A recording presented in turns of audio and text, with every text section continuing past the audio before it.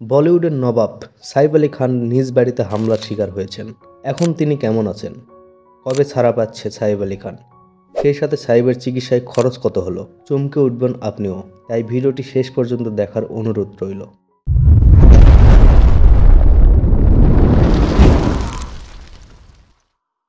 গত 16 জানুয়ারি রাতে বান্দ্রা ওয়েস্টে নিজ বাড়িতে সন্ত্রাসীদের হাতে হামলার শিকার হন সাইফ আলী খান।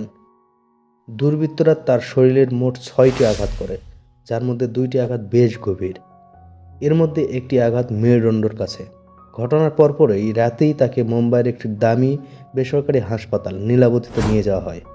বলিউড তারকারা সাধারণত এই হাসপাতালকেই বেছে নেন তাদের চিকিৎসার জন্য। হাসপাতালে প্রায় 5 ঘন্টা ধরে অপারেশন চলে সাইফ আলী খানের। জটিল এই অপারেশনের একাধিক ডাক্তার ছিলেন। সাইফের ডাক্তার জানিয়েছেন সাইফ এখন ভালো আছেন, তিনি হাঁটতে পারছেন, বর্তমানে কোনো ব্যথাও নেই। ধীরে ধীরে তার স্বাস্থ্যের উন্নতি হচ্ছে। ডাক্তাররা ইতিমধ্যে তাকে অল্প অল্প হাঁটার অনুমতিও দিয়েছেন। আগামী 21শে জানুয়ারি হাসপাতাল থেকে ছুটি পেতে পারেন বলিউড তারকা সাইফ আলী খান। এরই মধ্যে সাইফের চিকিৎসার খরচ এলো সামনে, যা দেখে চোখ উঠতে পারে কপালে। সম্প্রতি টুইটারে সামনে এলো মেডিক্লেমের কিছু নথি।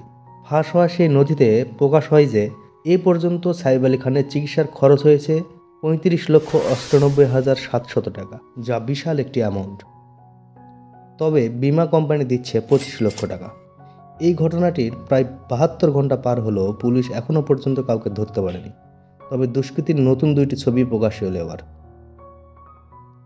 আজকের এই ভিডিওটি এই পর্যন্তই। পরবর্তী আপডেটের জন্য ভিডিওটি একটি লাইক ও চ্যানেলটি সাবস্ক্রাইব করতে ভুলবেন না। ধন্যবাদ।